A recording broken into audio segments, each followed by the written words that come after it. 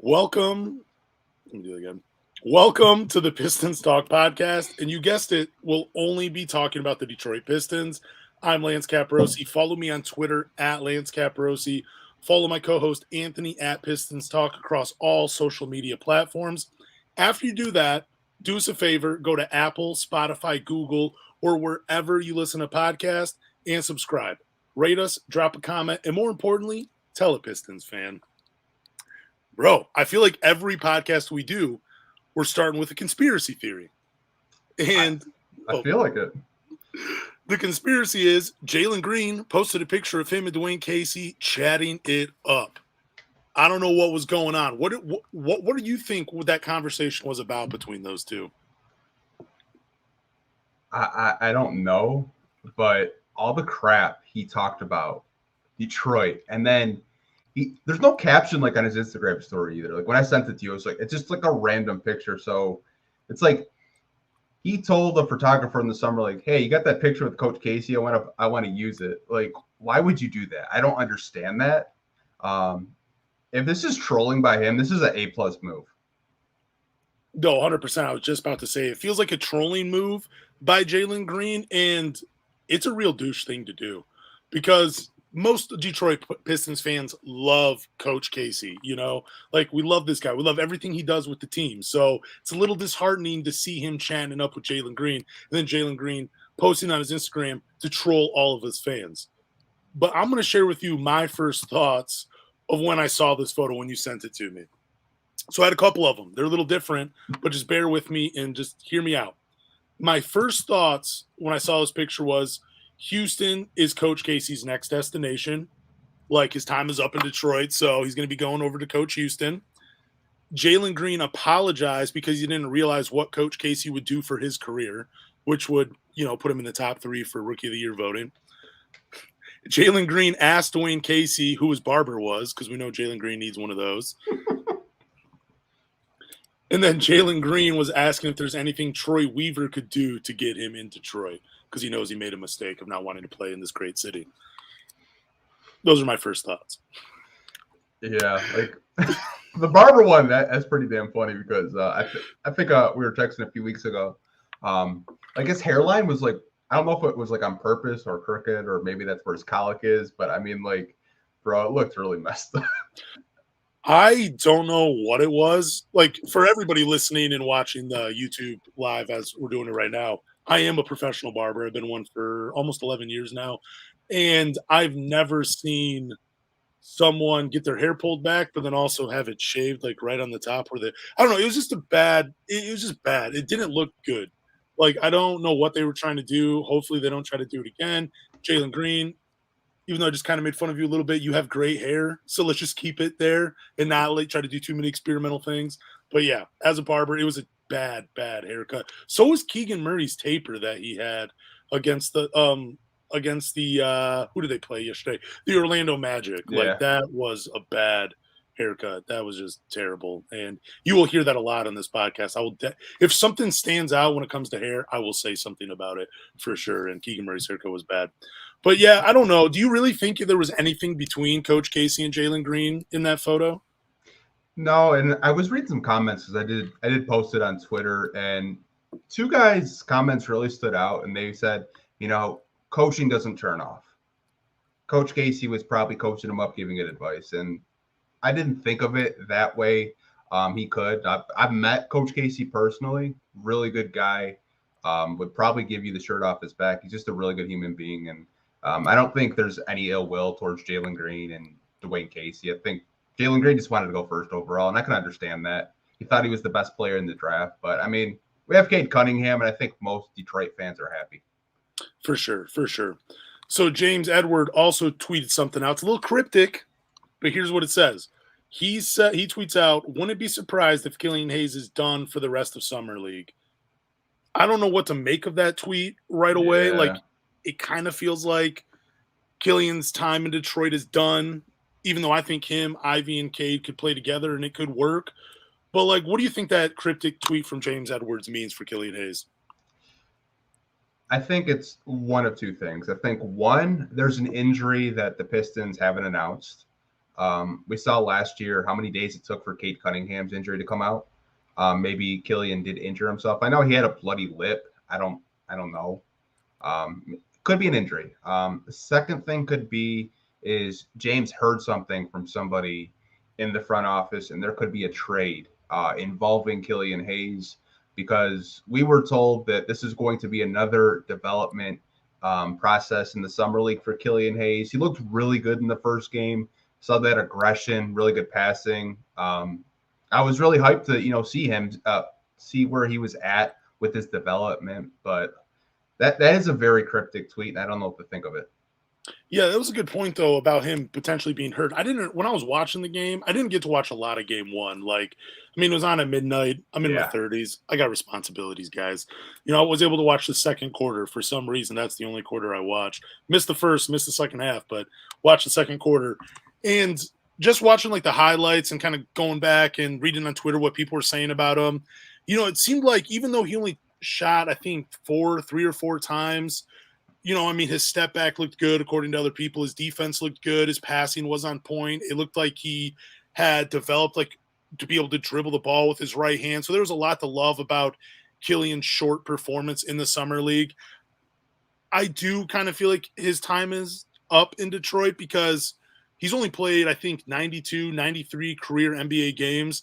This summer league right now is super important to his development, and it just doesn't make any sense to want to sit him out unless there was an injury or unless there was a trade on the table. I just don't know, but it's really, I don't know. I mean, I guess I'm leaning more towards him being traded is what I'm getting at. I just don't think there's an injury that's really there. I just think it's more of him. He looked good in that first game. His value's probably high right now. Let's see what we can do, on the trade market for him. But like for you, do you think it's more of the injury or do you think it's more of the trade that's going to happen for Killian Hayes? I know we're just speculating because we really don't know. It's a cryptic tweet. I mean, James could have just got bored and just, he's just trolling us right now because I think he has fun with trolling people a little bit. I've never talked to him personally, but that's kind of how I feel. I think we're just overreacting. I think he's still going to be on the basketball team. I don't really think they're going to give up on him that early. I think him being off the bench would be a luxury for them as a backup point guard because you're probably going to have, Cade and Jaden starting. I really don't know what to think of it. I don't know why they're sitting him, but I mean, it's all speculation at this point. Maybe it was just to see. I don't even know. Maybe he just looked like a step ahead of the competition. They're like, you know what? Yeah. We don't even need to see anything else. The little things we told you to work on, like dribbling the ball with your right hand, the step back looked good. You looked more aggressive. We've seen enough in one game. You're good. We don't need to make. Maybe it was that. Maybe he just looked good in that short amount of time in that first game. They're like, cool, we're good with Killian. We like what we see. So maybe that was it. Maybe you're right. Maybe James Edwards is trolling and we fell for it and we're talking about it. So who knows with James Edwards? Mission accomplished. Yeah, I don't think he's going to get traded. I think he's going to be a really key piece of this offense. And I know Casey was already teasing 3-guard lineups in his presser. So I think they really like Killian Hayes.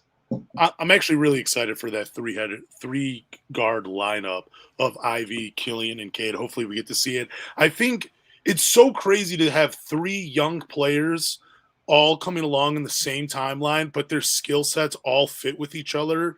Like it's like almost a perfect puzzle being put together in front of our eyes with those 3. Like you got Killian, the distributor, the defensive monster. You got Cade. He's more that James Harden all-around type player. He can score. He can facilitate. He can run the offense. Then you got Ivey who can push it in transition, cut to the basket. It's just perfect for those 3 to be playing together in Detroit.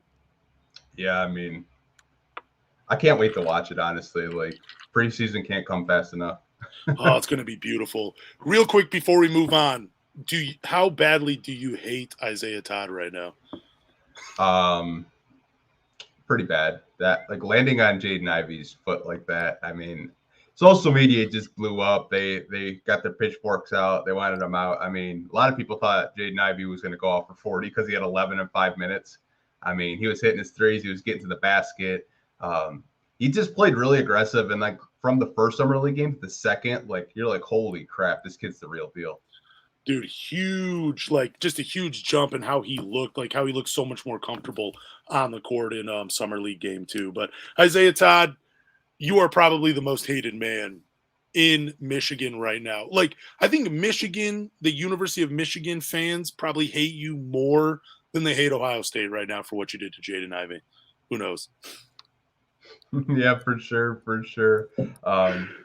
Honestly, man, like I completely forgot about the Michigan thing where he was supposed to go there and then he goes to the G League. Completely forgot about that. Yeah, Yeah, they if Michigan fans hated him for not committing to Michigan, they're gonna hate him even more for what they did to Jaden Ivey. But we'll see what happens during the regular season. Coming up next, we got news and rumors. This is where we just talk about some of the headlines through the weeks, and then we'll just talk about different rumors that we've heard, and then we're going to bring them to you, and we're going to discuss them if we have any thoughts. If we don't, we'll just move on. But first, we're going to talk about Pistons Summer League. So the Pistons beat the Trailblazers 81-78. Ivey, we're talking about game one right here. Ivey looked great in his debut with 20 points, 6 rebounds, 6 assists. Isaiah Stewart flashed the three-point shot, and he looks like more of a complete offensive player. He even looked comfortable with the dribble handoffs. He was even driving to the lane. I loved what I saw from Isaiah Stewart. Jalen Duran looked like baby Dwight Howard protecting the rim and finishing oops. He looked good in those first minutes in game one. But what are some overreactions from us and Pistons fans about Summer League? I think you need to have a formal apology for the Duran slander from last podcast. Okay, yeah. Well, I was going to save the apology for a little bit later, but you're right. I do apologize to Duran fans. Like, let me just make it very clear. I am a Duran fan myself as well.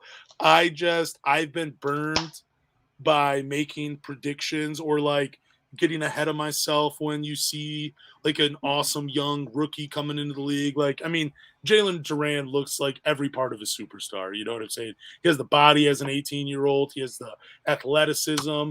He has that, just like that look about him. Like, he's going to be great in the NBA. But we'll talk more about him in a little bit. Let's get back to these overreactions, though. Yeah, for sure. I can't really say I had like an overreaction. Probably the only thing that pissed me off was the amount of fouls in the first game. Like the second quarter, I shit you not, bro, that probably took 40 minutes to get done. Yeah. Like, and the game started at midnight. I don't think the game got done until like almost 3 a.m. Yeah, when I had turned it on, it was 12:45 and there was like 9 minutes left in the second quarter. And I was just like, did the game start late? I didn't even know they called that many fouls. I didn't know they were allowed to call that many fouls in game one. Yeah, I think there's over 60 fouls. That's ridiculous. That's ridiculous, though. I want to say, though, just real quick about overreactions. I do think there is a little bit overreaction to Jalen Duran, just a little bit. Like, again, we were talking about this on last week's podcast. It felt like fans were kicking Isaiah Stewart to the curb, and it feels more of that this week as well from people on social media talking about Isaiah Stewart. Like, they're acting like there's no need for him, and I think that is a direct overreaction to Jalen Duran in the way he's played, and he's played great. He's played phenomenal. Like, he really has. Like, I mean, he looks every part of an NBA player. But, it's just, again, he's 18 years old. You know what I'm saying? Like, there's going to be some learning curve for him, and I just don't want fans to overreact. But some of the overreactions I was watching Isaiah Stewart shoot the ball. I feel like he's going to win the three-point contest. Like, that's how good his shot looks. Jaden Ivey and Jalen Duran, I feel like they're both going to finish top 3 in Rookie of the Year voting.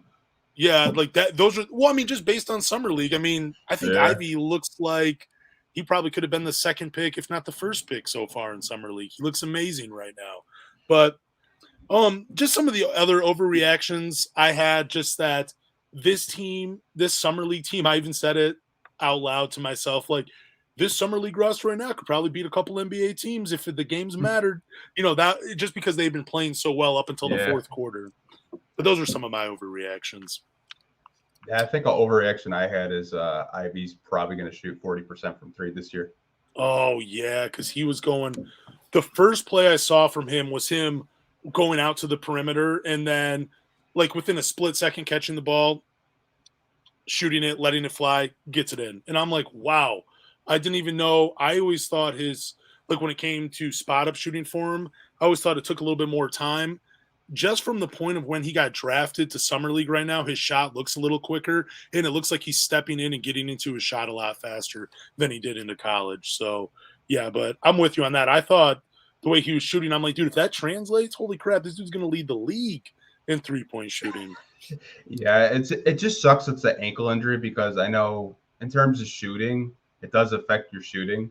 I've rolled my ankle probably 10 plus times, and it's a lot on your ankle in terms of shooting.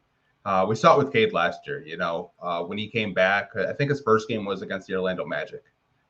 It took him a good week and a half to get his feeding or footing, however you say it, footing from under him. And, he was shooting, in the mid 30s. I think, thank God it was in the summer league and not preseason or training camp, because he's going to have, a full month to recover from this ankle injury. And he should be good to go by preseason.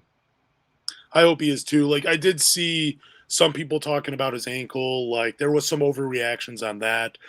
Look, injuries are going to happen in basketball games. I mean, he's going to be back at some point. I don't think it's going to carry. I don't think it's going to be the same thing with Cade Cunningham, where he's going to be missing the first couple of weeks of the NBA regular season.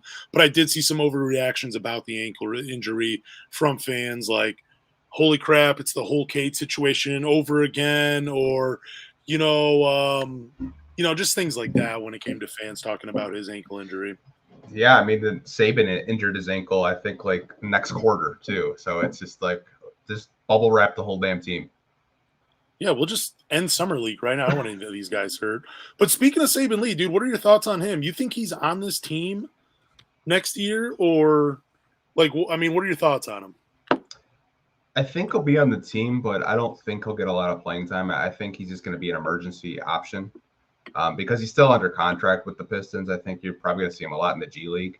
I just don't really see where he's going to be playing, because you have a lot of guards on this team. I mean, you got Cade, you got Ivey. I mean, even Ivey can play some point guard. You got Killian, you got Corey Joseph, and Saban Lee.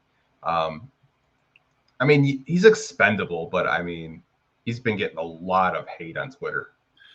Are you more of picking him on the roster because you personally like him, or do you think he's that good of a basketball player and he could, help this team win in some way, even if he's not playing big minutes?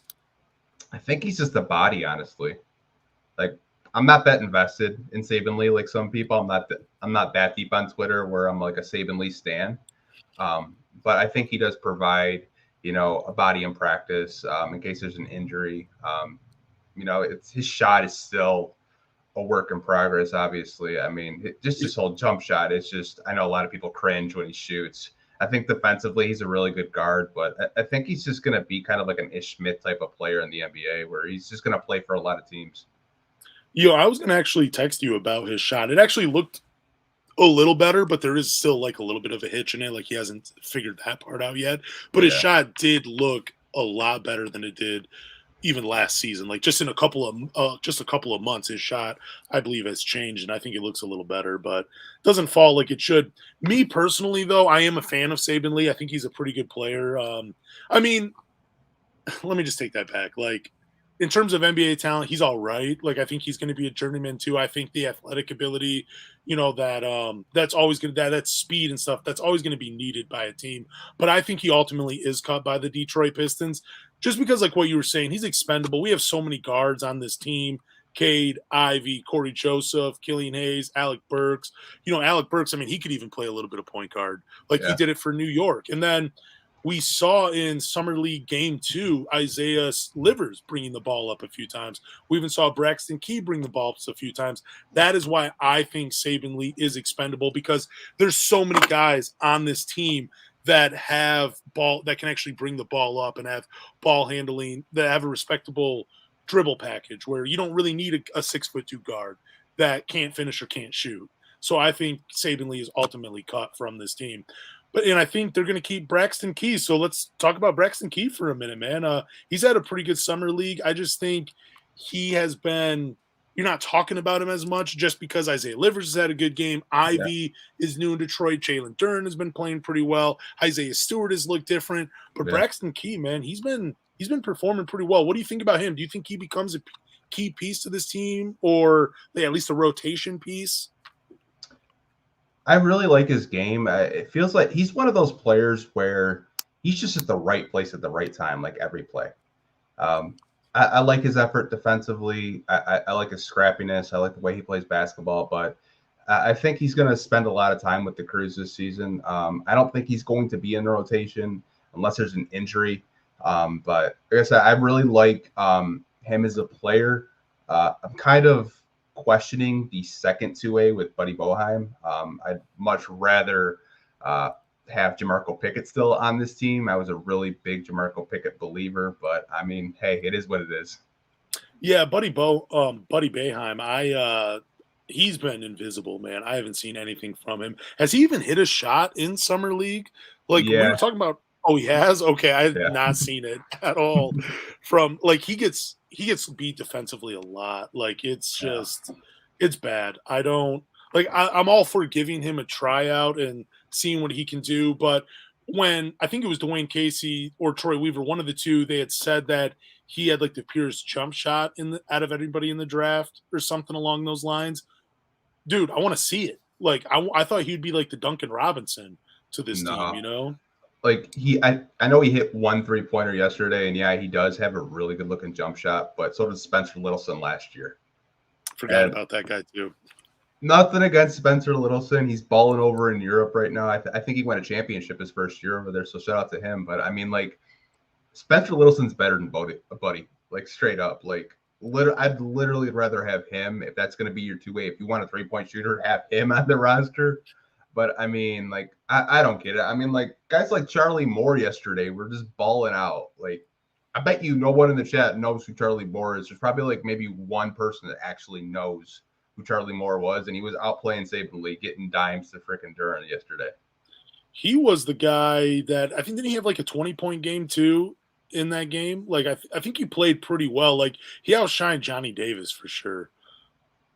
Yeah, I think he was, if memory serves, he was number 18 or something like that. But man, like him as a point guard, like I know he probably won't be on the roster, but there's 30 NBA teams. They're gonna see that there's a little bit there where maybe he gets a G League spot on another team. Like I was loving the dimes he was finding Duran to. I was like, okay, like if you're out playing a third year Saban Lee, there's a problem. Yeah, and I mean he looked active though. I mean he looked like he was all over it defensively. Like in terms like not like locking people up, but he just looked like he was aware, looked like where he needed to be on the court. Charlie Moore, yeah, he definitely stood out. But speaking of that, real quick though, you said 30 NBA teams. Did you see that tweet? I forget who it was from, and it said that there were 31 teams on NBA.com and like the store. You could buy like a T-shirt for all 31 NBA teams.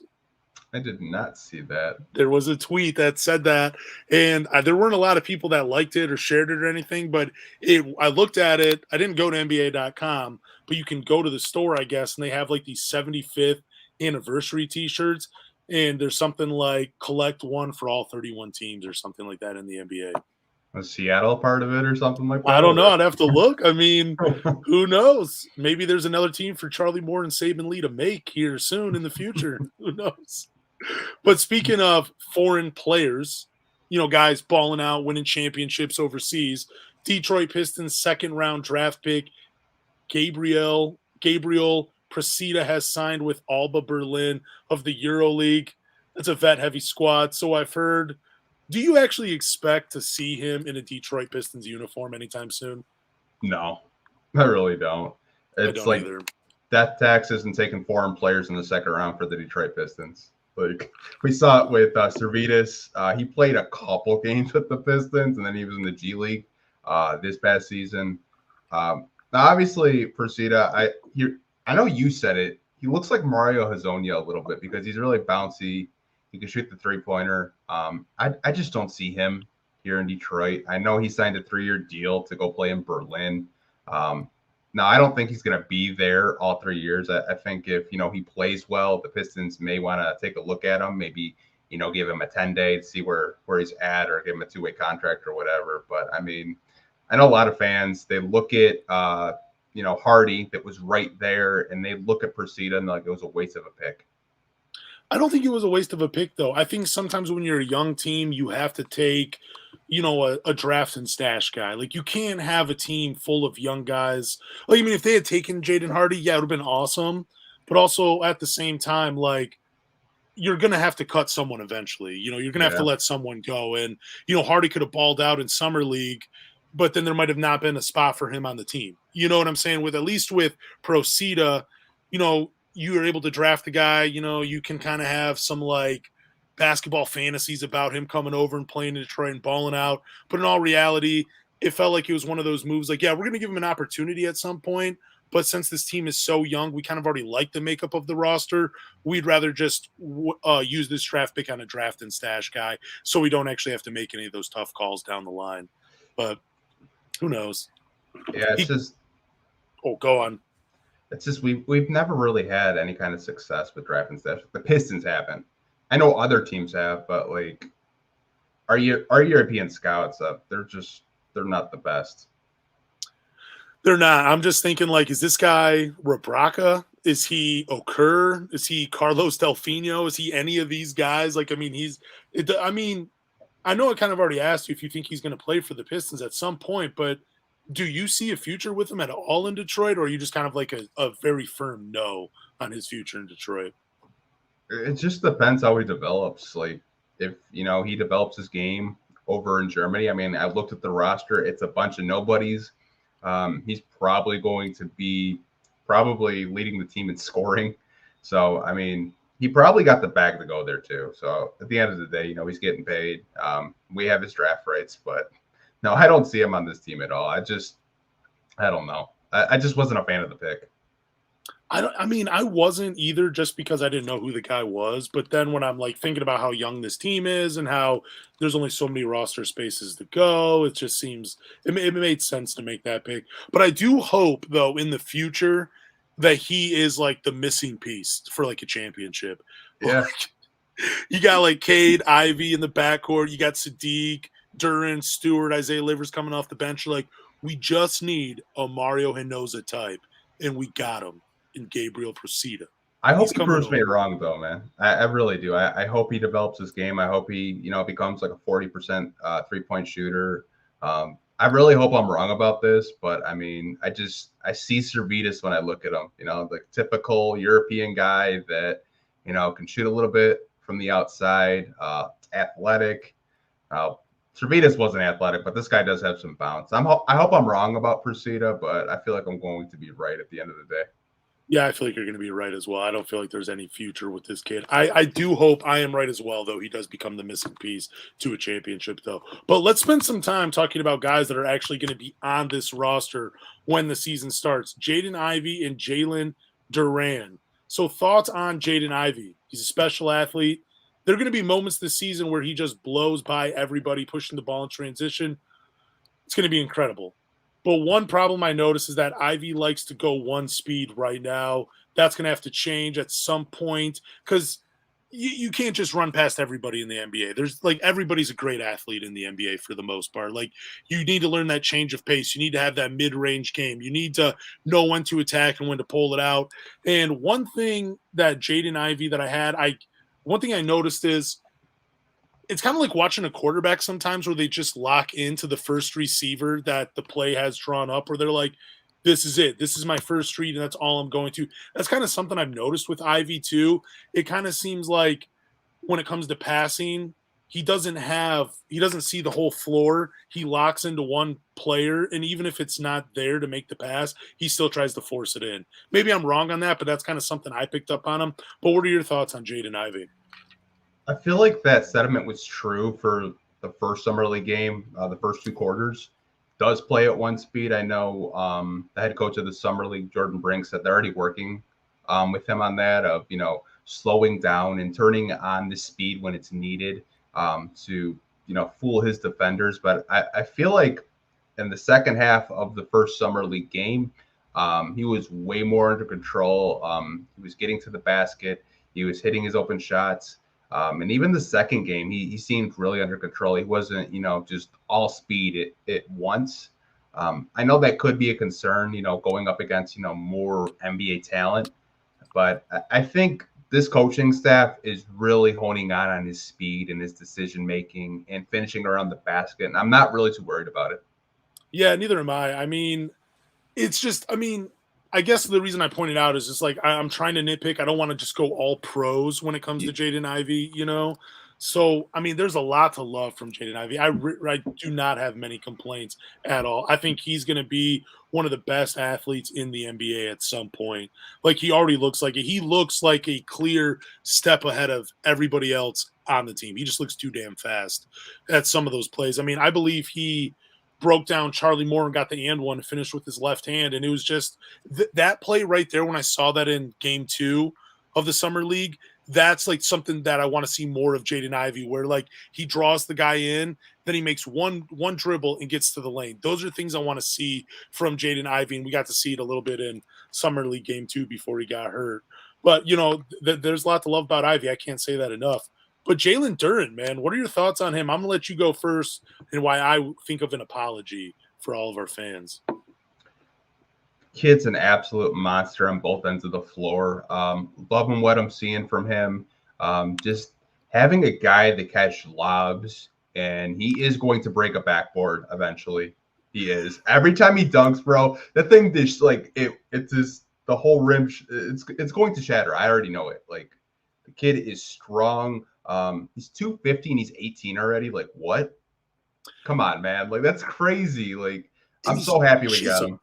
He looks amazing, dude. Like, I knew he was like physically mature, but I didn't watch a lot of Memphis basketball games this past season. But man, when I see him in the summer league, I'm like, holy crap, dude, he looks like a 4-year NBA. He looks like he's been working with NBA teams for years now, just like his body. Like, it's incredible, man. Yeah, it's crazy. Defensively, man, he's blocking like so many shots. Like, the fact that Charlotte traded that pick and they drafted the wrong center and Mark Williams, dude, Charlotte is so down bad between Miles Bridges and the assault, and then Devontae Graham getting arrested for a DUI. Like, Michael Jordan probably just has to be like, what the hell? What the hell's going on? And like, all those mistakes feel like they're in 2 years they're going to lose LaMelo Ball. That like all these mistakes piling up, that's just going to be like the cherry on the ice cream right there. Like, that's just what it feels like it's going to be with LaMelo Ball. But back to Duren though, just for a minute, like, I don't want to say like, look, it's only summer league. I'm not going to say that because that is unfair. Like, you have to play the competitions that's on the floor. And Jalen Duren has looked amazing against the competition on the floor. And I'm sorry to fans, like, I don't even really know what I said other than him being in the G League. Like, I knew he was going to dunk the ball hard. I knew he was going to be able to rebound. I knew he was going to be able to protect the rim. The thing that I've been most impressed about with Jalen Duren is the way he's communicating on the floor, though. Yeah. Like, they showed a clip of him where he's like, yo, tell me where he is. And he's just pointing to guys like, get him. I got back. Like, just all these things. Like, that's so unheard of from a rookie where he already has that voice on the floor, where he's directing traffic, he's calling out plays, he's telling people where to go. That's what I love the most about Jalen Duren's game, because I feel like, out of all of our bigs, Kelly Olynyk was probably the most vocal. So It's nice to have someone else, someone that's as young as he is, that's taking on that responsibility to be kind of the leader of that side. But I do want to point out, though, the competition that Jalen Duren has been playing. And the reason I want to do this, because I still want fans to lower their expectations for him. I still feel like even though Jalen Duren is killing it in summer league, there's still going to be a lot of growing pains. And I still feel like at the beginning of the season, he's not going to be playing a ton of minutes. I feel like Marvin Bagley, Kelly Olynyk, Nerlens Noel, and Isaiah Stewart are going to give you the bulk of the minutes at the 4 and the 5. I'm sure that disappoints a lot of fans, because Jalen Duren hasn't been doing it against NBA talent.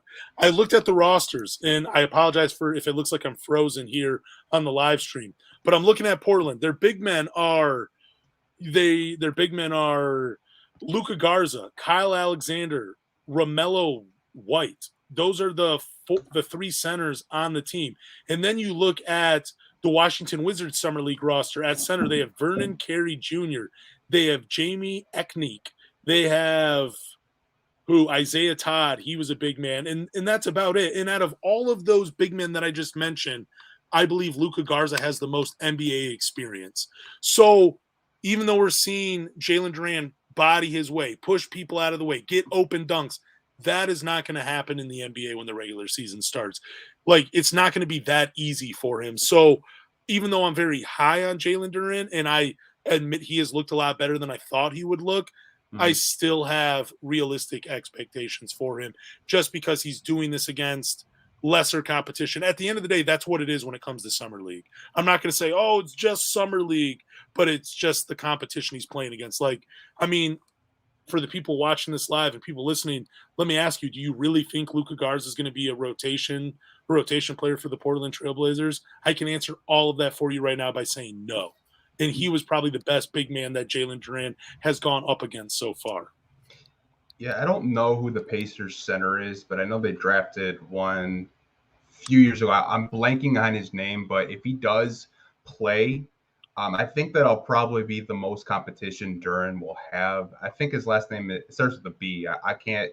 Kid's really freaking tall. Can stretch the floor, but I do think Duran is going to get playing minutes over Kelly Olynyk because I think Troy's going to trade him before the season starts, because I don't really see the point of having a Nerlens Noel, a Kelly Olynyk, a Marvin Bagley, an Isaiah Stewart, and a Jalen Duran on a team. I think Jalen Duran could contribute right away. I think he could be off the bench with Marvin Bagley as a 4-5 combo. I think even though it was against lesser competition, you can tell his confidence is up. And I think why he's so mature is I think a lot of people forget he was getting coached up by Rasheed Wallace and Larry Brown at Memphis. This is true. And I bet you he learned a lot from Rasheed Wallace and Larry Brown on the bench and Petty Hardaway. Those are all NBA pedigree players that have won at the highest level.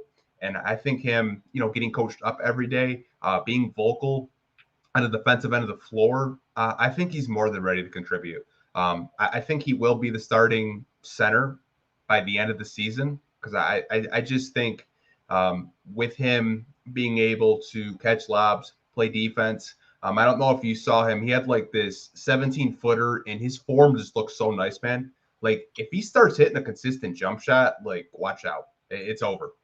Yeah, I will say he does look like a step above everybody he's played in Summer League so far. Like, he really does look like an NBA player. Like, I was mainly pointing out, like, those big men as they're fringe NBA players. Jalen Duran is more than a fringe NBA player. Like, he's a legit NBA player right now. Like, he looks very comfortable, very confident. The jump shot, it like his form looks clean. Like, it really does. Also, one thing, his passing, man. Like, dude, it is. I don't like he's seeing things. Like, it's amazing. Like, he had this pass where he was posting up. He took a couple dribbles. He picked up, and then he saw Braxton Key cutting on his backside and gave him like this beautiful bounce pass between the defense, and Braxton Key finished with a dunk. Holy crap, that is like point guard vision right there. Like, he has seen something on the floor. I'm very excited about Jalen Duran, man. Like, there's so much to love about this kid. I do think, though, in order for him to succeed his rookie year, they're going to have to keep his role to dunking, rolling, and blocking shots. Like, I think those are the three things he's going to thrive in. I left rebounding out there because Bryce from the Pistons Pulse, he posted a video on his Twitter account. It's Motor City Hoops if you want to follow, and you can go check out the video. He was pointing out the difference between Isaiah Stewart and Jalen Duran when it came to rebounding. Because if you watch Isaiah Stewart, he's active, like he's running towards the ball. But then when you watch Jalen Duran, when it's rebounding, he's actually moving away from the ball and opens it up. Like, he doesn't attack the rim when the ball is sitting there. Isaiah Stewart does. Like, Isaiah Stewart has a nose for the ball. Jalen Duran, it doesn't seem like he has that right now. Like, you can definitely tell he was a guy that got a lot of rebounds because he was the biggest, most athletic guy on the floor. Like, he didn't have to be active to get them. So that's something he's going to have to work on if he wants to be the starting center for the Detroit Pistons. But I think you're right. I think it does happen at some point for him during this season. I'm going to go ahead and say probably after the All-Star break, probably with maybe like 15 games left. I don't see him starting right away. And I do think they're going to give those minutes to Kelly O and Marvin Bagley and Nerlens Noel. But based on the way Jalen Duren has played in summer league, and if it carries over, a couple of those guys are going to get traded for sure this season. Like, you're not going to have, if he's playing well, like Jalen Duren has, if he carries over from the summer league, you're not going to have him sitting on the bench for too long. But I just think there's a few things, like, we're all looking at him like we're wide-eyed. We're like, wow, this is awesome. Like, we haven't seen this in forever. But once there's been a few more games played, you're going to start to see some holes in his game, and you're going to start to see, like, all right, those are the things he needs to work on for him to be a complete player. And now I understand why some of these other guys are saying he's not going to play significant minutes right away. Yeah, I mean, no prospect is perfect coming out of college. Everyone has flaws in their game. Like, everybody 100%. does. But I can see why fans are really hyped for Jalen Duren. I mean, we really haven't had like a jumpy center like him probably since Christian Wood, and that's going back a couple seasons. And I'm really happy we didn't trade for DeAndre Ayton. I'm really happy. Same. Like, Duren was, dude, he's probably the steal of the draft based on just what he's been doing right now. It's incredible. I do want to touch on that, though, real quick. I know we're about to talk about Jaden Ivey again for a second, but you were saying something about prospects and how they have holes in their game and how there's no perfect player. And you're absolutely right. I really wish fans, and I'm going back to Isaiah Stewart just for a brief second, I really wish you guys would be a little easier on Isaiah Stewart. I really do, man. Like, he's trying to figure out how to play the 4 in the NBA, because I really do think the Pistons at some point go with Isaiah Stewart and Jalen Duren during the season. You're going to see a lot of those two on the floor. So Isaiah Stewart has to figure it out, and he's figuring it out right now. You don't have to be harsh. You don't have to sit here and cast him to the side and say, oh, he's just going to be this player because he can't do this. He's figuring it out, and he's working on it. No prospect is perfect. Like, he's in his 3rd year. I don't even think he can buy alcohol yet. Just give him some time, please. Yeah, I mean, if you kind of look at the Pistons front court, I think you're going to have a really big 4 and a really big 5. Like, you could start Stewart and Duren together, and then you still have Marvin Bagley and Kelly Olynyk.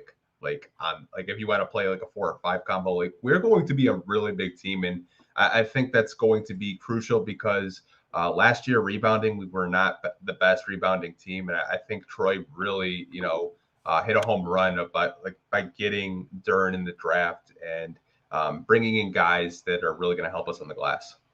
Absolutely. So back to Ivey, though. Do you think he's done enough to silence his critics? Absolutely. If you're going to nitpick at Ivey, what are you going to nitpick at that he didn't, there was like one play where I don't even know what the hell he was trying to do. It looked like some like Globetrotter shit. I don't know if you saw it, but I mean, did. If you're going to nitpick at that, like, really, the guy has been first 2 games, first game he had 26 and 6, and he had 11 points in 5 minutes. If you're going to nitpick Jaden Ivey, I'd like to know like what you're upset with, because I feel like every Piston fan right now is just drunk on the Jaden Ivey hype train.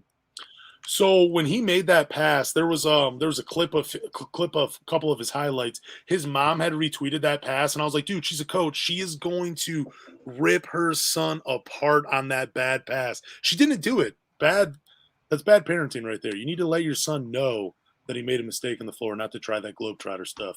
Don't do it. Don't do it, Jaden. Neil, you got to do a better job of telling your kid what's up.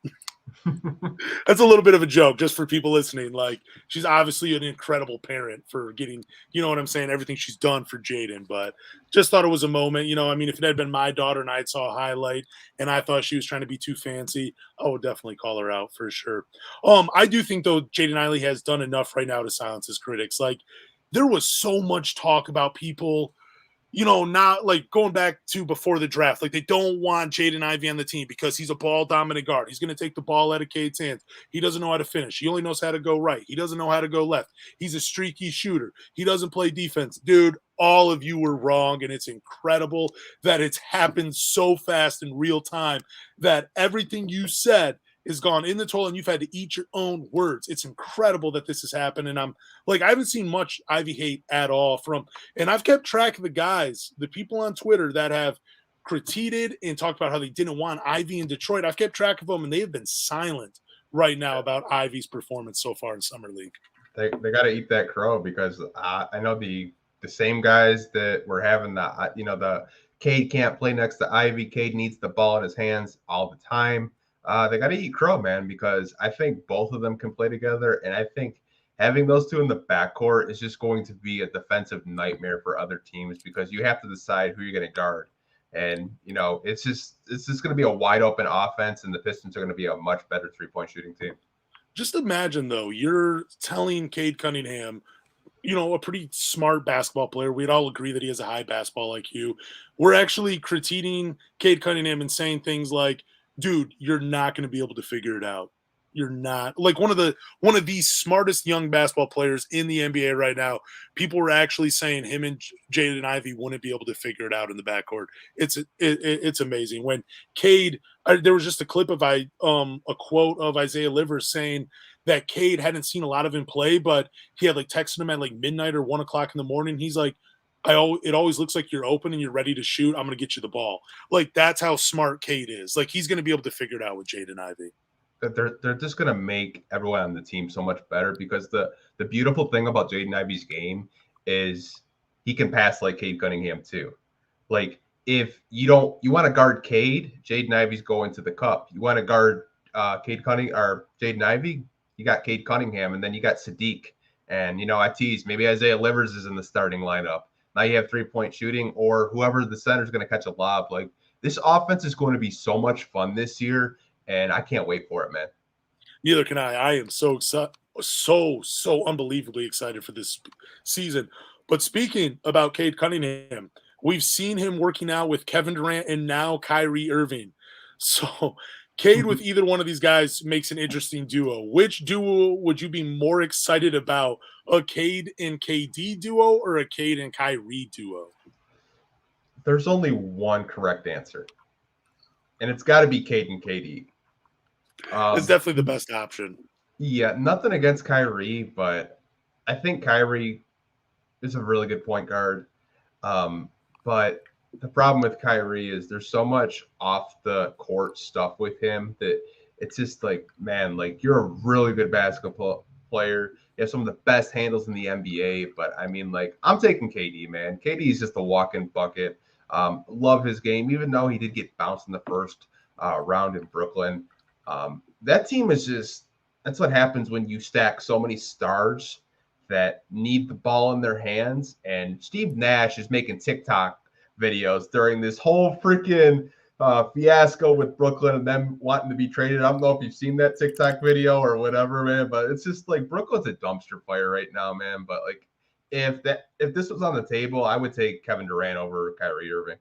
I did see that TikTok. Steve Nash looked incredible with his dance moves.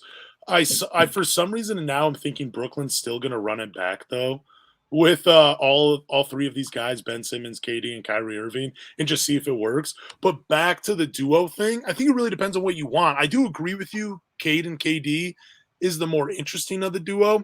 But if I wanted Cade to be like my de facto point guard and the creator being that second option, I'm going with KD. If I want Cade to be the guy that he's like the man on the team, I'm going with Kyrie Irving.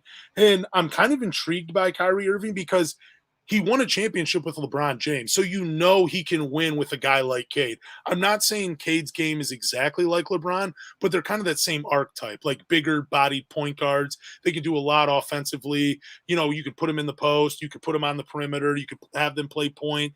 You can do like they're the ultimate chess piece, LeBron and Cade. And like we'll even throw Luka in that for the meantime. Like those guys, like they can make it work with anybody. So I don't think like the question is so cut and dry where you're just like it's KD automatically. I think if you think about it in a way where you're like, well, I've seen Kyrie win with LeBron, and I think Cade and LeBron are kind of similar in ways, like they have similar games, so maybe they could make it work. But I do think ultimately the choice is really KD, just because he's such a great basketball player. I mean, like you would have but I also at the same time, I kind of feel like you're missing a little bit of Cade's game along with KD, because KD's gonna he's the de facto number one. Like he's going to be the guy on that team. You're asking Cade to take the back seat. So I guess it really depends on what kind of Cade Cunningham you want. Yeah. I think that's the question. I just don't think Kyrie can win without LeBron James. I don't think he can win at any level. And ever since he left, LeBron went to LA and Kyrie went to Boston, and now he's in Brooklyn. He hasn't really won anything. And I think the biggest reason why he won a championship was LeBron James. I think you go back to those Cleveland teams, LeBron was putting up points just like Kyrie. But I mean, I'd rather have KD. That's just me, man. Like, guy's a freaking like definitely like a center, and he's got like handles like a guard that can shoot from pretty much anywhere. But it's a fun little topic for Pistons fans. It's not serious. I know someone's going to say, "Why are you guys talking about this? It's not actually going to happen." It's just a fun topic. It's July. Like, get off us. Yep, it's off season, man. It's off season. Yeah, and I think you just very nicely put it. Like, Lance, you're overthinking this. It's clearly KD. Don't even think about Kyrie Irving. So I'm going to go with Anthony and say KD is definitely the option. But sticking with silly topics, we got one for you guys. Did the Pistons give up on Luka Garza too early? I've already mentioned this is a silly topic to people listening, but here it goes. The Portland Trailblazers seem to think all of us Pistons fans are dead wrong, and they believe they got a franchise savior in Luka Garza. One fan even said he's more than starter material. In my opinion, he's a scoring machine, just needs a fair chance to show it. Does Luka Garza have a shot at a long NBA career? Anthony, you are on. The light is on you. No. So it's such an easy question to answer. No, it's like laterally, I think that's where he needs to work on his game defensively. I know he did this thing with overtime where, you know, they were showing like his workout regimen and he's shooting threes. It's like, dude, we know you can shoot threes. Like, show me you working out defensively and maybe I'll take you seriously. I think Luka Garza offensively, you know what you're going to get. You're going to get a guy that's just a monster in the post, you know, can spread the floor. But I think the biggest reason why the Pistons moved on was defensively, this guy's a liability. And, you know, you got Duran now. You know, there was really no need for a Luka Garza on this roster. Loved his time here in Detroit. He was a fan favorite. Shout out to his dad, Frank Garza, who's really vocal on Twitter. But it's like, at the end of the day, the NBA is a business. I don't think the Pistons gave up on Luka Garza too early. I just think, you know, we're in this time of the rebuild where, you know, the future is now, and you got a guy in Jalen Duran and Isaiah Stewart who are developing their games. Isaiah Stewart looks like freaking prime Steph Curry in the summer league shooting threes, and we know what he brings defensively. We know Jalen Duran has a lot of potential to be a two-way player in this league, and I think that's what Pistons fans need to look at is we didn't give up on him. We just upgraded the talent. Look, Luka Garza is so bad defensively. He's a liability on the bench. That's how bad he is defensively. Look, I thought at one point Luka Garza had a shot in the NBA, not like as a full-time starter. Like, I remember Johnny Kane tweeting out that he was the next Bill Laimbeer. The most ridiculous thing I've ever heard. You know, like, it's not 80s basketball, man. Like, you don't need a guy like Luka Garza. He never survived in today's NBA. Like, the footwork's not there. Defensively, he's not there. He has no lateral quickness. The only thing I was disappointed in when he was here in Detroit is they didn't really run offensive sets for him. Now, I'm not saying just give Luka Garza the rock, but it seemed like, you know, I mean, we know he's gifted offensively. We know he can put the ball in the hoop. I would have loved to see the Pistons try to maximize and capitalize on what he could do offensively when he was in some of those lineups with Cade. But did you ever think that Luka Garza would have a role in the NBA? Yeah, I think there's a role for him, definitely. If you want an offensive center, just to come off your bench and fill the void for maybe like 5 to 10 minutes while, you know, whether your starting center's in foul trouble or you're at the end of the quarter or your, you know, starting center needs a breather. Yeah, for sure. I mean, I look at teams like Philadelphia, maybe there's a room for him on there if they're looking for a backup for Joel Embiid or something like that. Like, there's room for him in the NBA. It's just, I think fans look at him being the player of the year in Iowa and, you know, it's shattering all the scoring records over there. But I mean, like, I'm not like really mad that we let him go. Yeah, I'm not mad either. I thought there would. I do. Man, it's kind of hard for me to say because at one point I thought there was a role for him, kind of like how teams use Boban Marjanovic a little bit, where like it's matchup dependent. You know, there might be a couple minutes at the end of the quarter. You could, you know, where the game, there's still enough time in the game where it's not going to cost you that much to have him on the floor. But I mean, even watching, like, just comparing Boban and Luka, Boban looks like he moves so much better on an NBA floor than Luka Garza. Like, even though he is probably almost 10 years older than him as well. Mm-hmm. And he's even taller than Luka. He just looks like he moves better.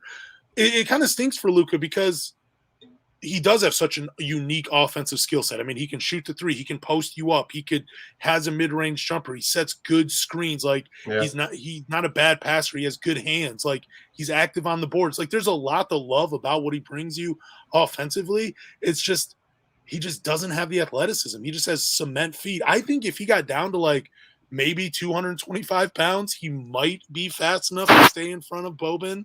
But even then, I don't even think he could do it. So it's you know, I mean, I'm not disappointed that Luka Garza's gone. It stinks for him. I hope he lands somewhere and has a real shot, but I think he's going to have a long career overseas. Those are my thoughts on Luka Garza. I think he'll be a journeyman in the NBA. I don't think he's going to have to go over to Europe or anything like that because I think his skill set is something that NBA teams want. Guy that can, stretch the floor or whatever. But I don't think he'll end up in Europe. I mean, if he wants to make a lot of money, why not? Jeez. Yeah, I mean, you could be like Mike James, not the Pistons Mike James, but the Phoenix Suns Mike James, and he's literally like an MVP over there, and he just gets the bag. He literally said that he doesn't even want to like play in the NBA because it's too easy for him. Wow. I did not know Mike James had said that. I got into an argument one time about Mike James, like the Phoenix Suns guard, when he was going on, like I think in like his first 5 games, he had like almost 100 points or something like that. Like he was going off for Phoenix. But I got into this argument and someone was like, well, who's Mike James? And I'm like, dude, you're a Phoenix Suns fans and you don't know who this guy is?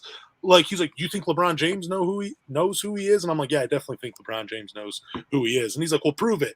And I pulled up a clip of LeBron James watching Division III basketball. And I'm like, if LeBron James is watching Division III basketball, he definitely knows who Mike James, the point guard, is for the Phoenix Suns. Come on, man. Like, he's an NBA player. Yeah, I mean, it's not shot at Luka or talking crap about him. I think I'll have a really good NBA career. I just think a lot of people in the comment section are saying it. If you're watching live on YouTube right now, that the Pistons are in a part of their rebuild where they just have better talent. I still think Luka goes overseas ultimately and secures the bag for himself. Those are my final thoughts on Luka. For sure.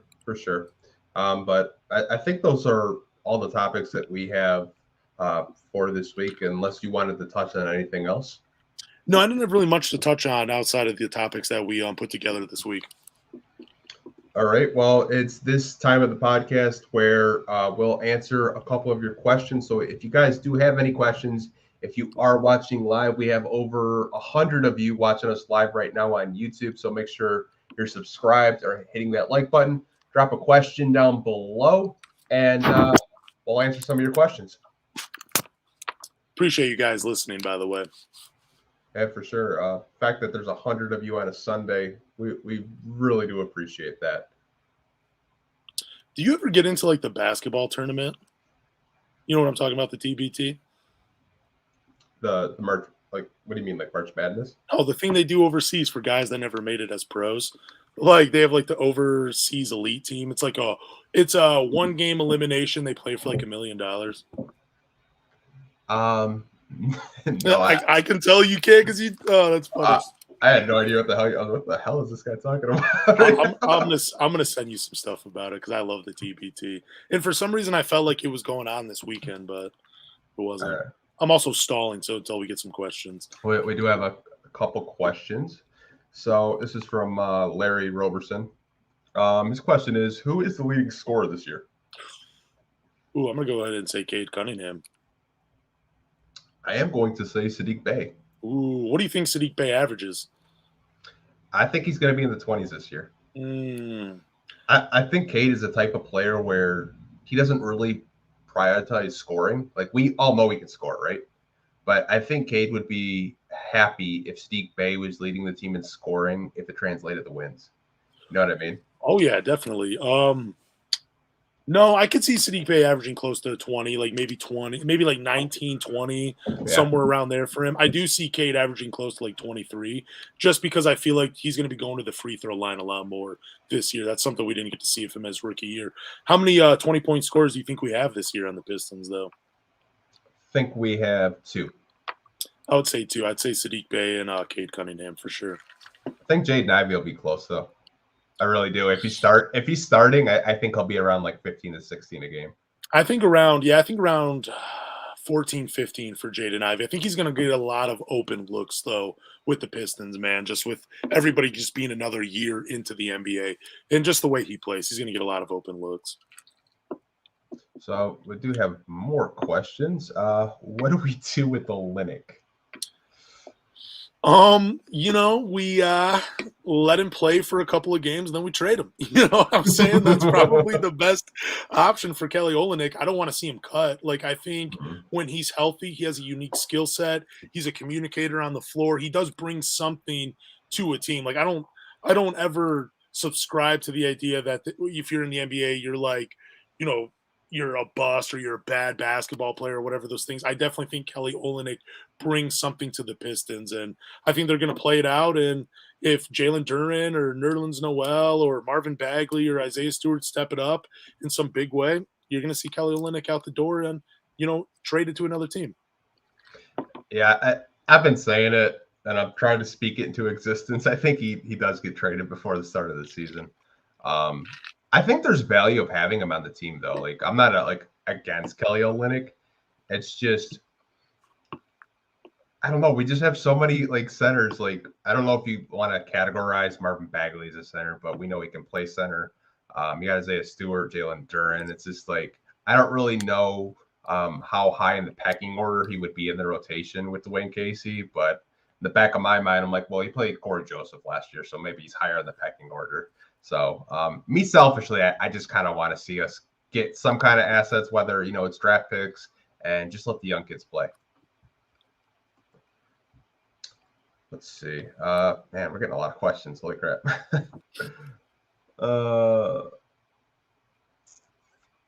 This is a good one. I like this one a lot.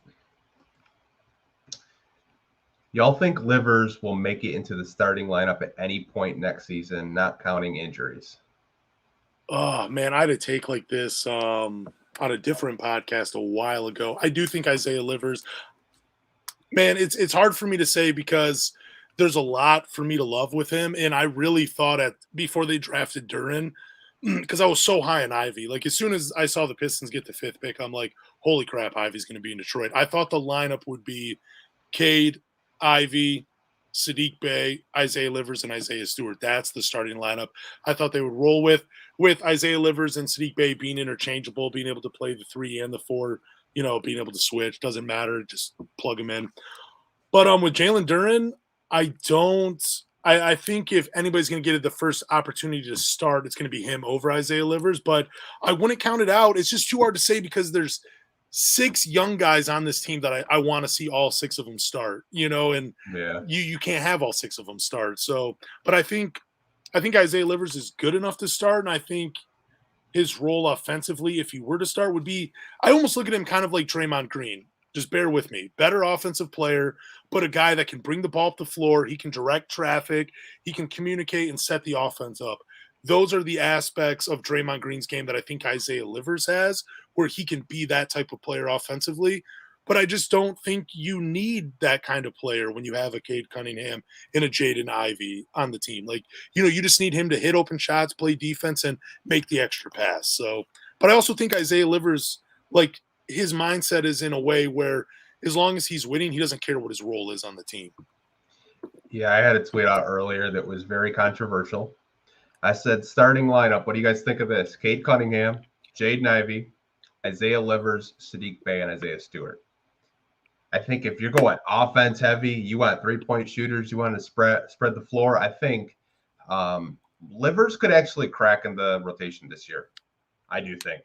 I think he's a player that Dwayne Casey likes a lot. I think he's the reason why the Pistons did not elect to bring Frank Jackson back, because he can shoot the 3-point shot. He's been very hot in the summer league, and he plays defense. I don't know if you saw that block. I believe it was on Garza, and he was like, give me that shit. It was a beautiful block. Bro, like, I just love the way he's been playing in the summer league. And, like, he had like this fadeaway where he posted up and he shot it, and then he was talking shit after. I was just like, bro, like, Livers is a dog. Like, I want to see him in the starting lineup so bad, man. I'm rooting big for Isaiah Livers because we're actually from the same hometown of Kalamazoo, Michigan. And I work as a high school sports broadcaster. I mainly do football. I really want to get into basketball, but based on my job, it's kind of tough right now. But I get to go to Kalamazoo Central a lot. So, I mean, I don't root for the Maroon Giants, but it's kind of cool to, like, you know, go to a school where Isaiah Livers and so many other great athletes have played, just kind of be like, kind of wrap yourself in that history, I guess, in a way. But yeah, I'm really rooting for Isaiah Livers. I have a special place for him in my basketball heart because we are from the same city. He went to my favorite college, and now he plays for my favorite sports team. So Isaiah Livers, we've been together all the way. It's pretty cool. He's like my favorite guy in terms of like just media. Like, I don't know if you saw his media availability yesterday. Like, he was just like hyping up the Pistons, man. Like, I might have to get me a Livers jersey, man. I just love that, like, he's here. Real quick, let me share one story about Isaiah Livers. Since I have a client, like, I still live in Kalamazoo, and I'm a barber, like I said earlier on the podcast. I have a client that actually played basketball against Isaiah Livers at Borges Athletics Center. I believe that's what it's called. Well, anyways, my friend, he played college basketball too, just at a community college. He's going up there, he's getting some shots, and he sees this kid. This was before Isaiah Livers went to the University of Michigan. And this is a true story. He sees this kid. He's like, man, that kid's pretty good. So he jumps on the floor and they're going at it. And, they're playing. He had a couple shots over him. My client did. And he's looking at this guy and he's like, dude, he was playing in slides. He was playing in Adidas slides. And I told him, my client went up to him after the game and he's like, dude, you're pretty good. But he's like, you got to be careful, man. Like, you don't want to hurt yourself playing in slides. And he's like, oh, yeah, man, thanks for the advice. And then my friend, I kid you not, he says, dude, if you keep working and playing basketball, you might have a shot to make Kalamazoo Valley's community college basketball team. And Isaiah Livers just looks at him, and my friend's like, yeah, well, anyways, have a good day. He turns around, he walks like 5 feet, and then he's like, oh, shit, that's Isaiah Livers. What am I doing? He's like, dude, you played for the University of Michigan basketball. You're going to go play for the University of Michigan. And Isaiah Livers just smiles at him. He's like, yeah, but appreciate the Kalamazoo Valley comment for sure, but I am Mr. Basketball in the state of Michigan. Bro, that's awesome. Yeah. I did want to get to this question and shout out to my guy Downtown Deuce. Go give him a follow on IG if you like Detroit Pistons content. He puts in the work. I really appreciate his support and all the work that he does do over there. How many games does Duran play this year? Oh, do I got to give the exact number? Just ballpark it. It doesn't matter. If we're wrong, we're wrong. I will say 69 or more. Nice. Yes, nice. I think he will start at least 15 games, and I think the rest will be off the bench. You think he plays all 82, though? Yeah, he looks pretty durable. It looks like he's in really good shape. I mean, unless he's just like going to McDonald's like every game. Like, I doubt it, but like I think he's going to play a lot this year. I think he's really durable. I'm a little disappointed in him, though, for going with the number 0. He had a real shot for a real cool nickname. If he had gone with the number 12, we could have called him D12 for his defense and Jalen Duran and playing in Detroit, paying homage to the great hip-hop rap group that is D12. Yeah, he really missed it on that one. Someone should have taught him the history of hip-hop in Detroit. For sure. People in the chat really like that story that you told about Isaiah Livers shooting in the gym. They're laughing about it. Dude, I bring it up to my client all the time, and he's like, dude, I've shared that story before. And he's like, dude, stop making me sound like an idiot. I'm like, bro, you were the one that told him he would, if he kept working, he could play at Kalamazoo Valley Community College, bro. Like, you told Mr. Basketball of the state of Michigan that he could play at a community college. It's amazing. I've never heard that story, but that's freaking hilarious. Yeah. We have we'll answer a couple more questions. I've got to give a shout out to my guy Bravo. Shout out to Bravo. Said, hi guys. Who do you think is a better player off the bench for us? Livers or Diallo? FYI, I live in Ann Arbor. Well, assuming you're a Michigan fan, Bravo. I'm assuming, but you have surprised me before. Who's a better bench player? I'm going to go with Livers because offensively he brings more. Diallo, it's just when he's on, but when he's off, he's off. Yeah, I think if you're looking for like that big explosive game, you probably pick Diallo because he definitely plays with a ton of energy.